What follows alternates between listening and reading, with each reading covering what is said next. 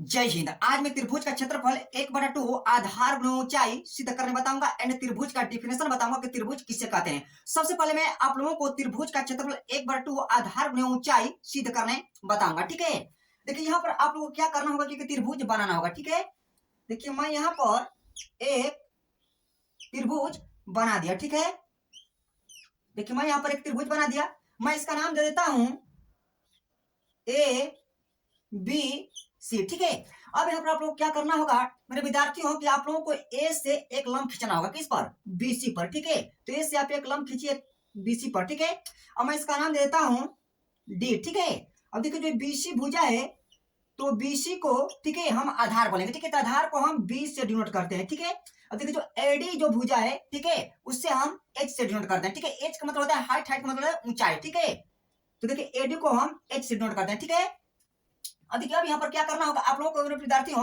कि मैंने त्रिभुज को दो पार्ट में बांट दिया। ठीक है, दो भाग में बांट दिया, इसीलिए आप लोगों को यहाँ पर लिखना होगा 1/2। ठीक है, अब यहाँ पर आपको क्या करना होगा मेरे विद्यार्थियों कि आधार का गुणा कर देना होगा किसमें?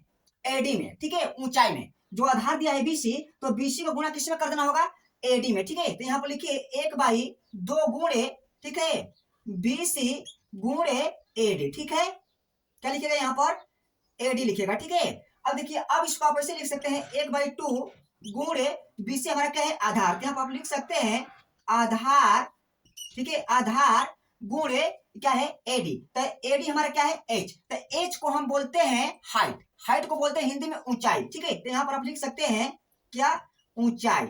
ठीक है, आप लिख सकते हैं ऊंचाई। देखिए इसी प्रकार से जो हम लोग का त्रिभुज का क्षेत्रफल का सूत्र सिद्ध किया जाता है। ठीक है, देखिए ये क्या है? त्रिभुज का क्षेत्रफल 1/2 आधार गुणे ऊंचाई, ये क्या हो गया? सिद्ध हो गया।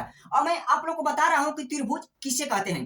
देखिए विद्यार्थियों, तीन भुजाओं से बनी एक बंद आकृति को त्रिभुज कहते हैं। ठीक है, तीन भुजाओं से बनी एक बंद आकृति को त्रिभुज कहते हैं। मेरे प्रिय विद्यार्थियों, मैं आशा करता हूं कि आप लोगों को त्रिभुज का क्षेत्रफल 1/2 आधार गुणा ऊंचाई सिद्ध करने आ गया होगा एंड त्रिभुज का डिफिनेशन समझ में आ गया होगा।